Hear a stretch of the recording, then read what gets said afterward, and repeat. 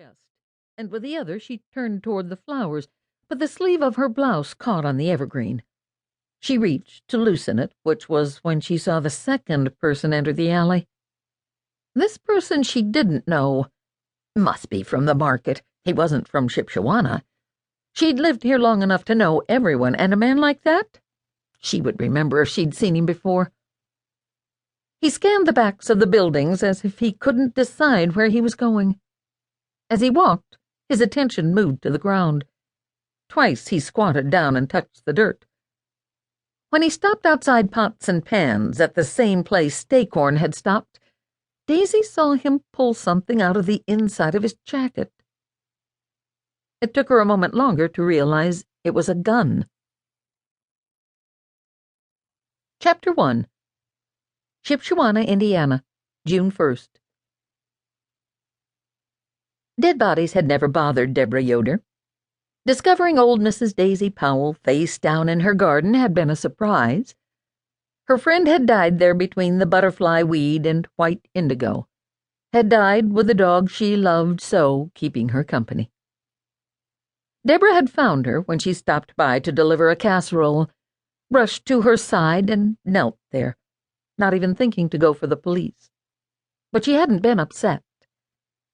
Amish considered death a natural part of the cycle of life, and Daisy Powell had lived life to its fullest. Deborah focused on the neat row of stitches in front of her, on the slight tug of the needle as she worked it through the layers of the quilt, on the satisfaction of watching the blue, gray, white, and black pieces fit perfectly together. She focused on the quilt, but her mind went back to the evening she discovered Daisy's body in the midst of her flower garden. 3 weeks had passed. Daisy's body had been properly placed in the ground, according to English customs, but still Deborah and her Frankton had no answers to their problem. Of course, she noticed when the voices around her grew silent.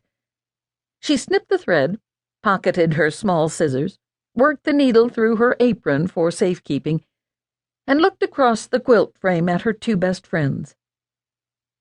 Melinda and Esther waited expectantly. They didn't state the obvious. They didn't spoil the moment, this moment she loved, when the three of them completed something they'd worked on for weeks. They didn't even voice the questions crowding her sitting room and stifling the summer morning.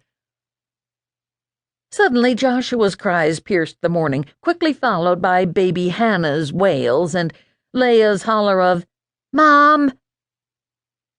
"Perfect timing," Deborah declared brightly, standing and surveying their work. Melinda and Esther didn't actually argue with her. Instead, they shook their heads and spoke as if she were deaf, or worse, invisible. "Perfect timing indeed," Melinda muttered, standing and pushing up her glasses with one hand. With the other she touched the strings of the cap covering her honey-brown hair. Esther stood as well, posture straight, shoulders back, never attempting to minimize her 5'10" height. Her hair was darker, though you'd never guess it looking at her. She kept it perfectly covered by her cap. Smoothing her dark apron, she looked pointedly from the finished quilt in front of them to the stack in the corner of the room. "Good thing she has 4 other kinna in addition to the crying Bopley in the other room, or our pile of finished quilts would reach the ceiling." Deborah merely smiled and strolled into the nearest bedroom, where the 3 youngest children had taken up quite the chorus. Melinda scooped up baby Hannah, planted a kiss on the 6-month-old's neck, and inhaled deeply.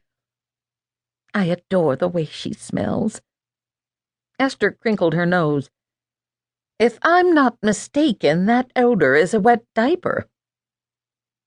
As she sat on the bed, her 2-year-old daughter crawled into her lap, then promptly snuggled into a ball and closed her eyes. "We're lucky they're young, and still take such a good morning nap. Gives us more time to sew," Deborah reasoned as she changed Joshua's diaper. The 14-month-old giggled and reached for the strings of her prayer cup. "Definitely what we need. More time to sew." The teasing had left Melinda's voice, and what